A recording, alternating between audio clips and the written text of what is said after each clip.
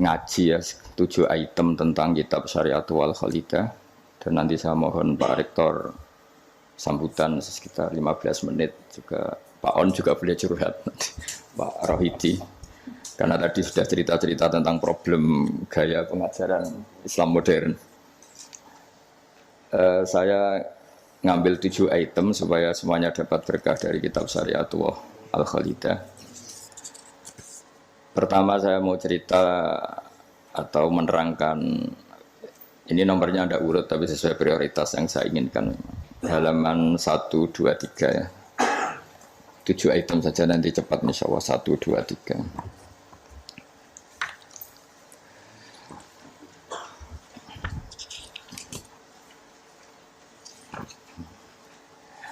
Nah, ini diterangkan di antara makalah ya, mutiara makalah yang disampaikan oleh Sayyid Hasan bin Ali, yaitu cucu Rasulullah SAW. Ketika ditanya oleh Imam Hasan Basri, kita tahu semua sanad Thariqah sebelum Sayyidina Ali semuanya lewat siapa? Hasan Basri. Terus di Jawa jadi Hasan Besari, jadi macam-macam itu. Tukang oleh jeneng Jawa itu. Itu di antara makalahnya itu malam yu'min bi qadaillah wa qadari khairihi wa syarrihi faqad kafara. Tapi waman hammala dzambahu rabbahu faqad fajara. Jadi kalau orang tidak berkeyakinan qada qadar khairihi wa syarrihi minallah, dia berstatus kafir.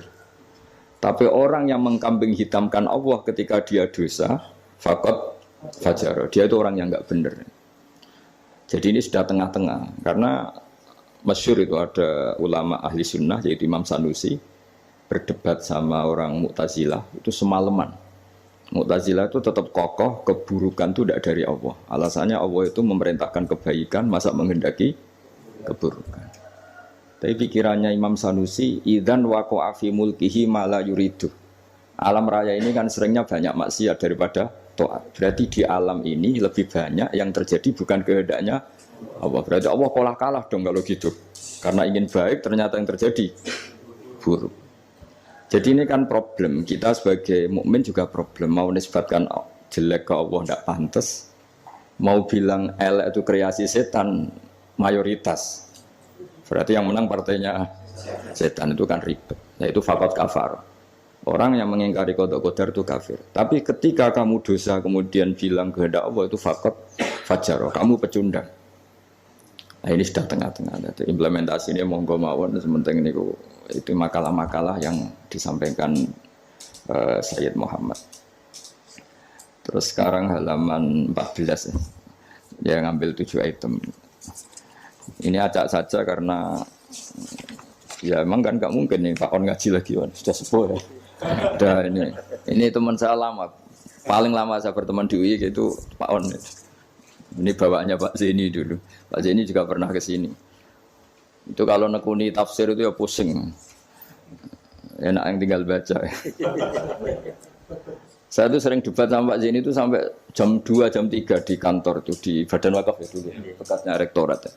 Itu kalau nggak selesai itu beliau jam 4 ke kontrakan saya di Ketonggo. Karena kita ini sangat fikih. Pak Zeni itu dulu kan fakultasnya adab. Beliau di sastra Pak Tamjiz. Jadi beliau lebih mengedepankan aspek balawala. Saya fikih. Misalnya gini, sama terjemah ini kalau bisa ya hebat, itu sudah bisa boyong.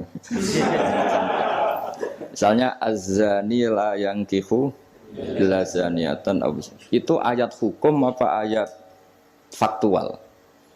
Di ilmu ushul fikih itu diteliti. Kalau ayat hukum berarti maknanya pezina itu enggak boleh nikah kecuali dengan pezina. Pertanyaannya, jenenge zina kok ora kepengen nikah, kepengin kumpul kebo, mbok ndak usah dilarang ya sudah. Ndak nikah kan memang dari awal sudah kumpul kebo, ngapain nikah ya. Jadi kalau diharamkan gunanya apa? Mereka sudah tiap hari kumpul kebo. Apa itu ayat faktual? Maksudnya Allah cerita al-waqi'ah, waqi'atul hal kalau dalam ilmu usul fikih. Waqi'atul hal itu gini.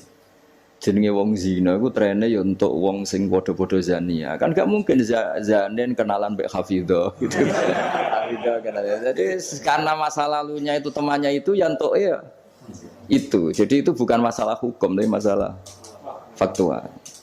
Jadi kalau dosen ya untuk dosen kan kira dokter ya untuk dokter kan kira-kira gitulah. Orang itu akan mendapatkan sesuai komunitasnya.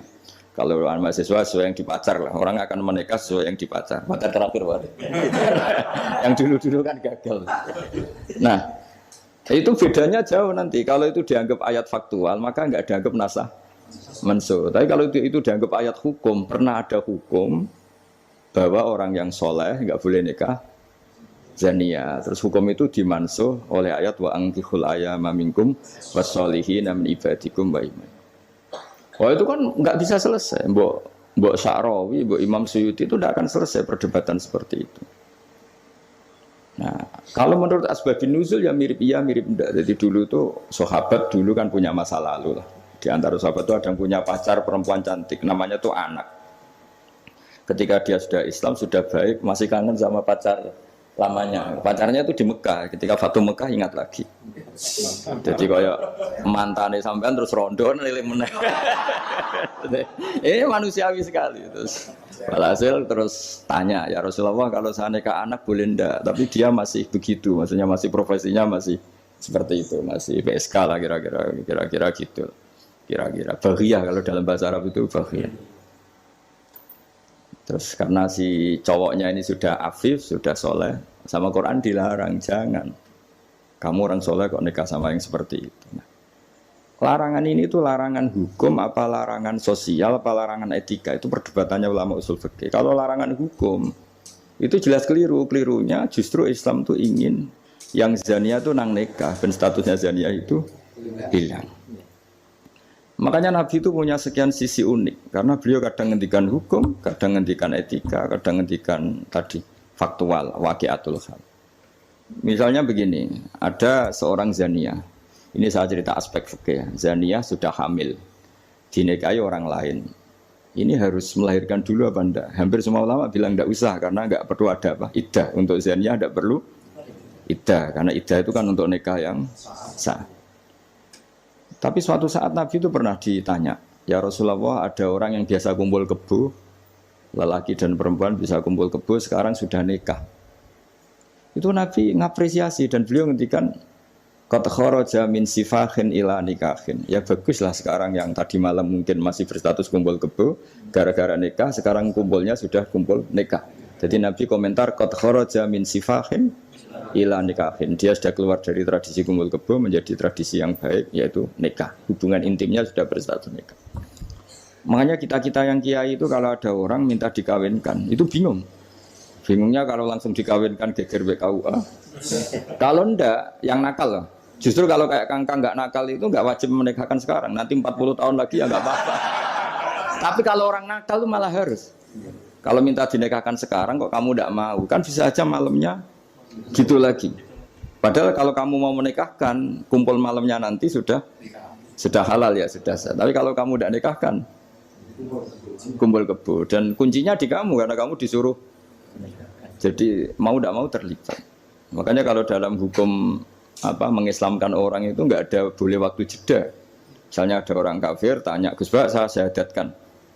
Itu kok saya bilang sudah duduk dulu ngopi dulu. Itu saya ikut murtad. Karena membiarkan dia sekian menit dalam keadaan kafir. Yang saya bisa menghilangkan saat itu juga. Maka harus langsung disyahadatkan. Karena ibqa alal kufri, kufrun, menetapkan kekafiran itu. Ya nggak boleh saya mandi dulu atau ngopi-ngopi dulu, nggak boleh, harus langsung. Ibarat gini lah, kafir itu kan taruhannya neraka. Ibarat ada orang kecelakaan, kamu pas pakai celana pendek di jalan, kan nggak boleh kamu, tak pakai baju dulu. Sedang dipelindes truk lagi kan. Harus langsung, meskipun Anda dalam kondisi yang tidak sempurna. Nah, resikonya tadi, pas kamu bikin kopi, ternyata orang itu mati. Berarti matinya mati kafir. Yang Anda kan langsung kamu talqin syahadat, dia mati Islam. Begitu juga orang yang kumpul kebo minta kamu nikahkan sekarang. Kalau kamu nikahkan, maka nantinya sudah kumpul nikah. Tapi kalau enggak, nah tapi kalau orang soleh seperti ini, biarin aja nggak apa-apa. Jadi orang soleh itu ya ada resikonya karena sepe tidak mengharuskan nang nikahkan itu. Nah, lagi kembali tadi azani la yankihu illa zaniatan aw musyrikah. Itu faktual, apa hukum, apa etika? Ya kita mau tidak mau debat karena kita nggak punya pilihan. Ulama ada mengatakan tunasa manso, ada yang nganggap itu waqiatul halannya, ya kondisi sosial pasti seperti itu kan. Nah, masa zani misalnya terus akrabnya sama hafidho atau solihah kan kemungkinan itu kecil. Kalaupun akrab ya mungkin yang satu nipu kan, pura-pura ada orang hidung belang kan. Nah itu mau tidak mau itu harus debat seperti itu. Terus kedua aspek yang sering saya debat dengan Pak Zaini itu aspek bahasa fikih. Bahasa fikih itu menuntut vulgar. Enggak boleh kinayah, enggak boleh persemuan takrif. Kalau bahasa Pak Zaini karena beliau biasa kesusastraan itu lebih halus. Itu memang ya ribet. Ya karena kita sering enggak punya pilihan. Saya ulang lagi sering enggak punya pilihan.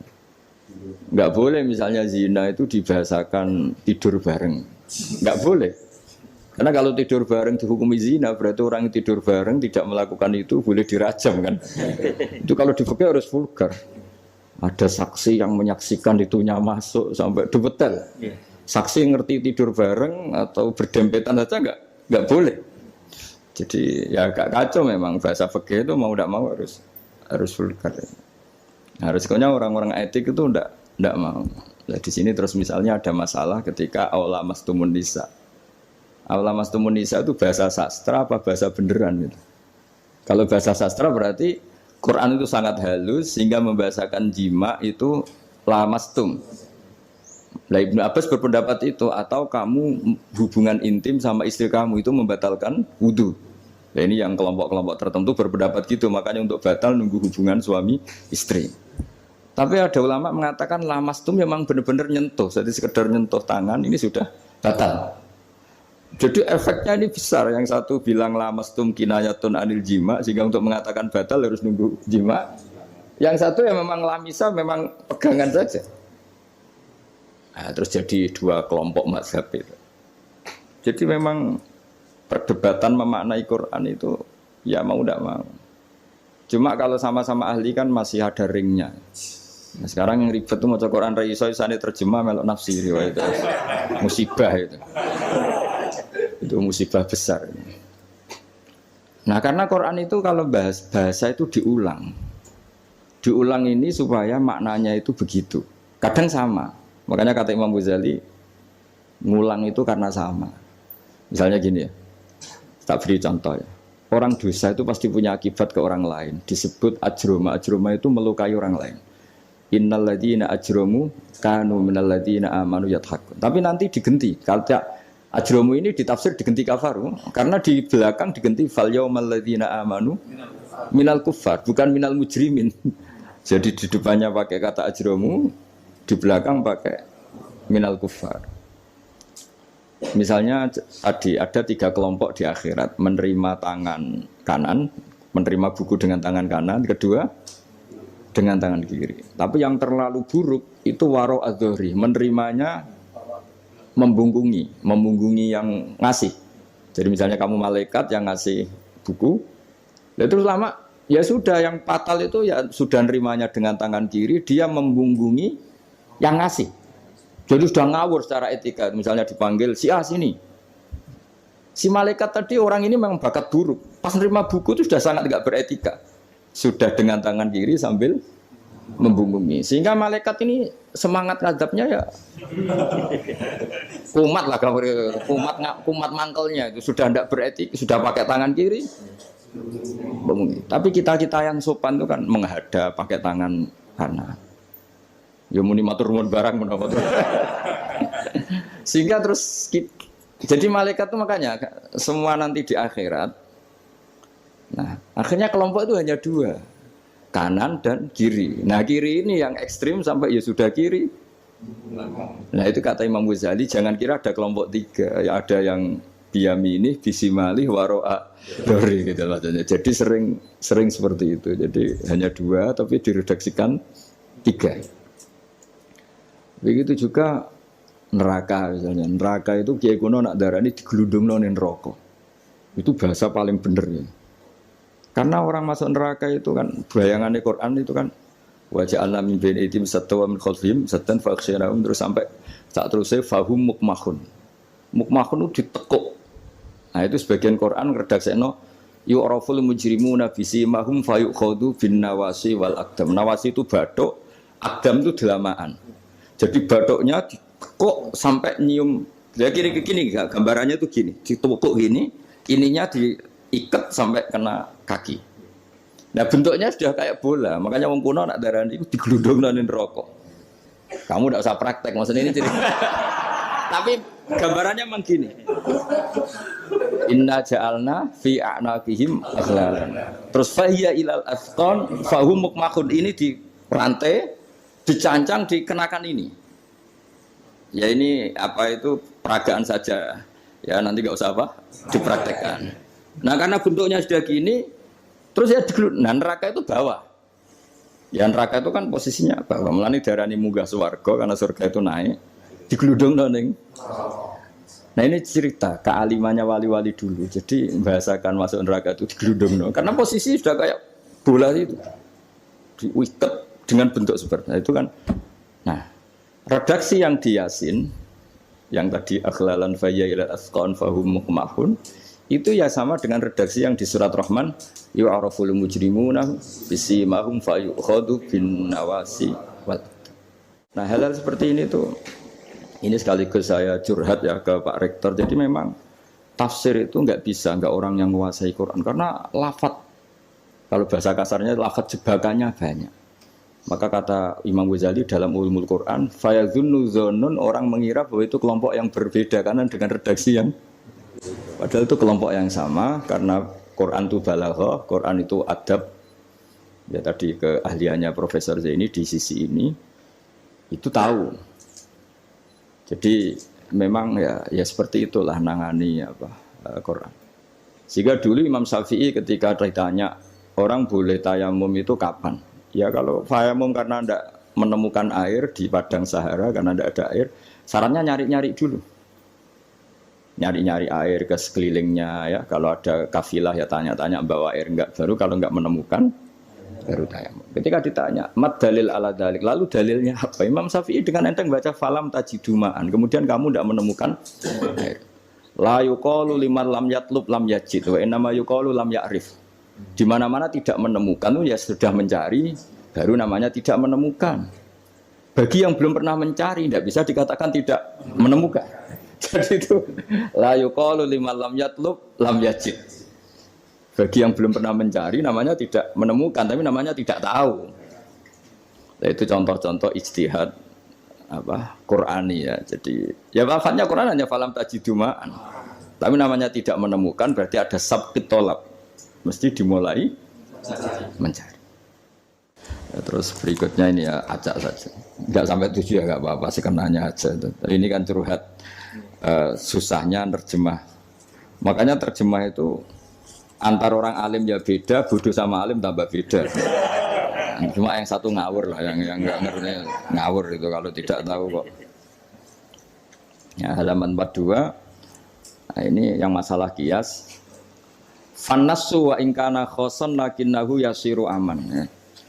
Nas itu meskipun waqiahnya itu khusus, lakinnahu yasiru aman. Pada akhirnya menjadi umum. Ya. Menjadi umum itu karena mau tidak mau ada kias. Kias itu analog, apa? Atau pola. Misalnya gini yang dicontohkan di sini misalnya. Nabi memang hanya ngendikan layak tilqadi wa khutban. Enggak boleh seorang hakim memutuskan hal-hal yang krusial dalam keadaan emosi. Khutban itu emosi yang sangat. Lalu kiasnya apa? Rektor juga enggak boleh dalam keadaan emosi bikin keputusan. Kiai juga enggak boleh, suami juga enggak. Siapapun enggak boleh. Cuma yang sering bikin keputusan otoritatif itu kan qadhi, hakim. Jika Nabi hanya ngendikan al-qadhi. Lalu ulama mengatakan khutban itu kenapa tidak boleh? Karena orang kalau emosi itu akalnya agak mati paras lah gitu. Lalu itu tidak harus pas emosi ya. Ulama menamakan terlalu syahwat ya nggak boleh, terlalu lapar ya nggak boleh, hakin ngempet nguyuh ya nggak boleh, ngempet ngising. Sehingga kata khutban kemudian diganti fi halatin yasu'u khalquhu fiha. Dalam keadaan yang dia nggak begitu normal. Di antara gak begitu normal, terlalu syahwat ya nggak boleh, terlalu emosi nggak boleh, terlalu lapar, lalu nahan kencing, nahan BAB dan sebagainya. Itu lafadz itu wan nasu wa in kana khosson nas meskipun khusus yaitu apa Nabi hanya ngendikan khutban tapi nanti menjadi umum berdasar hukum apa? Qiyas. Nah di sini Pak Ainur Rahim Fakih yang sering kita beda ya. Misalnya ini bukan meng-NO-kan yang Muhammadiyah atau Muhammadiyahkan NO karena kalau kita ini biasa saja. Orang NO ya pasti Muhammadiyah karena umat Kanjeng Nabi Muhammad sallallahu alaihi wasallam. Orang Muhammadiyah ya pasti dengar NO lah karena gerakannya ulama. Masa tidak mendengar ulama? Tapi setelah jadi ormas ini jadi yang NO tidak Muhammadiyah, Muhammadiyah tidak NO. Misalnya kamu NO ditanya Allah, akun tamin ummati Muhammad, ya naam. Itu bahasa Arab ummati Muhammad itu. Muhammadiyah tak kok iki anut sapa ya anut ulama. Jadi tapi wong nganggur geger sebenarnya. Nah kita termasuk yang enggak nganggur jadi jadi rapati geger. Saya beri contoh. Nabi itu ketika habis sholat, itu akbala aliyah Nabi wajih, langsung berputar menghadap ke kita. Jadi kalau di Indonesia langsung menghadap ke timur. Itu ada yang mempraktekkan, dan itu bagus. Jelas semua teks hadis seperti itu. Tapi di beberapa hadis itu insorofaan yamini, kadang insorofaan simali.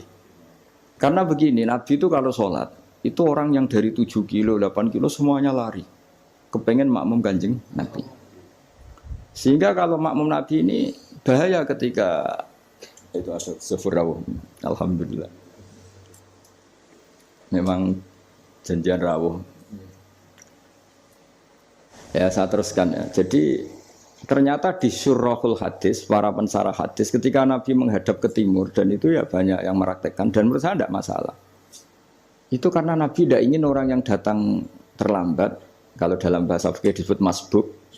Itu Nabi ngira fi sholatin, padahal hakikatnya sudah tidak sholat. Jadi andaikan Nabi tetap menghadap ke barat, misalnya di Indonesia, dengan posisi duduk yang sama, maka yang datang terlambat langsung usolli fardhu zuhri, makmuman, dengan arti makmum ke Nabi, terus duduk.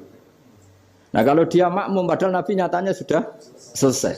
Itu sholatnya tidak sah, karena menggantungkan sholat atau iktimam dengan orang yang sudah tidak sholat.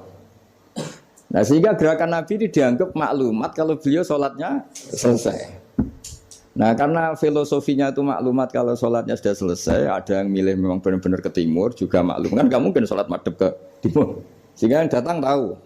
Terus ada yang milih ngalor. Jadi sebetulnya itu bisa pakai.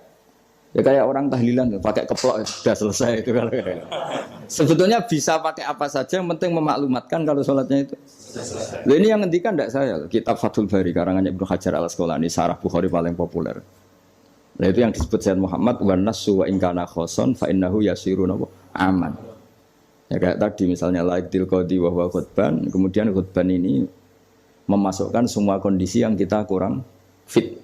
Itu tidak boleh bikin apa? Keputusan. Qadhi ya juga kita ganti. Tidak harus qadhi, Pak Rektor, Pak dosen, seorang suami kalau bikin keputusan jangan dalam keadaan yang khutban atau ngempet nguyuh, ngempet ngising, hakin itu. Kalau dalam bahasa Arab hakinan itu. Nah ini penting saya utarakan karena kalau kita terlalu tekstualis, itu nanti kita naik Innova tidak perlu baca subhanalladzi sakhkhara lana hadza. Karena ayatnya itu kan wal khayla wal bighala wal hamira litarkabuha wa zina. Ini tidak ada Innova ini. Ayatnya ya litas tahu ala sumatas guru ni'mata rabbikum idza stawaitum ali wa taqulu subhana. Ini kan jelas litas tahu ala zuhur ini Innova tidak ada zuhurnya, ini tidak ada punggungnya. Jelas ayat sebelumnya tentang wal khayla wal bighala wal hamira litarkabuha wa zina. Nah, jadi kalau terlalu tekstualis maka naik Innova Ferrari itu tidak usah baca subhanallah karena ayat ini tentang bighala ya tentang bighala. Tentang khimar dan seterusnya. Itu saja nanti saya mohon curhatnya Pak Rektor tadi sudah curhat di teras saya 15 menit Pak sekitar 10 menit mungkin Gus Zofur 10 menit nanti yang donga kayak Mansur kalau Pak Rektor donga rapati mati karena jadi rektor tuh hisapnya berat jadi dosanya itu seneng gaya keputusan nggak siap jadi objek keputusan itu ya mau tidak mau memang. Tapi itu bagus kata bapak. Kata bapak, kowe kudu wani dadi kiai. Tapi dados kiai ngeten. Wong tawadhu ora mutu jare bapak. Gayane tawadhu asline mau tanggung jawab. Jadi bapak itu, saya dulu ya heran, kenapa bapak itu lebih suka kancanan wong mlete timbang wong tawaduk. Dulu saya tuh heran. Setelah saya jadi kiai itu, wong mlete itu lebih gampang syukur. Cuma wong sing ra cocok darani ngono iku mlete. Sing mlete iku gampang syukur.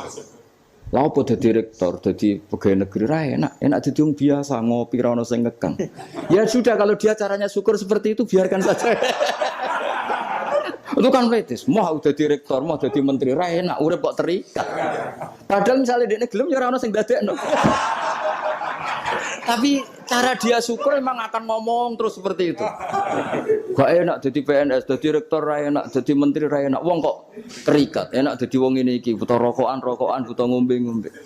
Dulu saya nganggap orang seperti itu meliti. Tapi bapak tuh suka sama orang seperti itu. Setelah saya jadi kiai itu tahu ternyata itu bahasa syukur. Ya membela diri. Emang dia happy-nya kalau ngomong seperti itu ya syukur.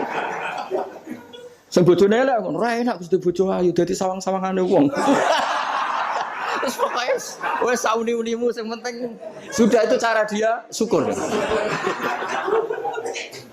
Saya tuh belum pernah loh kalah debat orang kecuali sama orang desa itu. Anaknya itu minta motor Pak Rektor, motor sepeda motor. Enggak boleh ada orang kaya.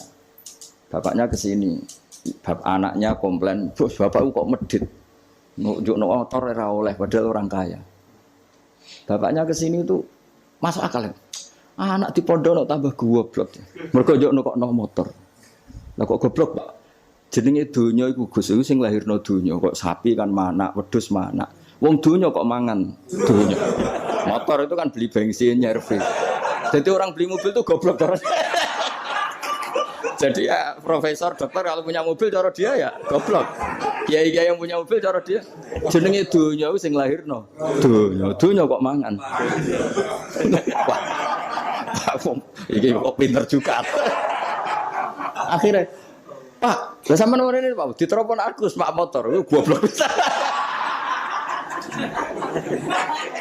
Tapi kita menjadi tahu, ternyata di balik lugune iku ya ono pinter ya. Meskipun dia pecundang, hanya pecundang itu gak gelem motor nang ndi yo ngetroponakane. Tapi ya intinya hidup itu harus mendengar. Jadi bapak itu senang mbek wong mlete. Nek wong tawaduk itu gak pati, karena alasannya bapak. Kon ngimami gak gelem, kon takmir masjid gak gelem, jadi rektor gak gelem. Sepatune mau tanggung jawab, terus engko nek ana salah karek ngritik. Lha iku ora tawaduk wong Indo jare bapak. Nah ini cerita kearifan orang-orang dulu. Jadi orang-orang dulu kelihatannya seenaknya tapi sudah dihitung. Ternyata orang Melite itu ya dia membela dirinya sampai seperti itu. Membela gak gelem mau jadi menteri, jadi rektor, gak enak urip terikat. Padahal nanti kan dia gelem ya ndak ada yang nawarin. Ya sudah, tapi cara dia syukur seperti itu. Bisa mohon sekali lah ini khataman syariat wal khalida mungkin.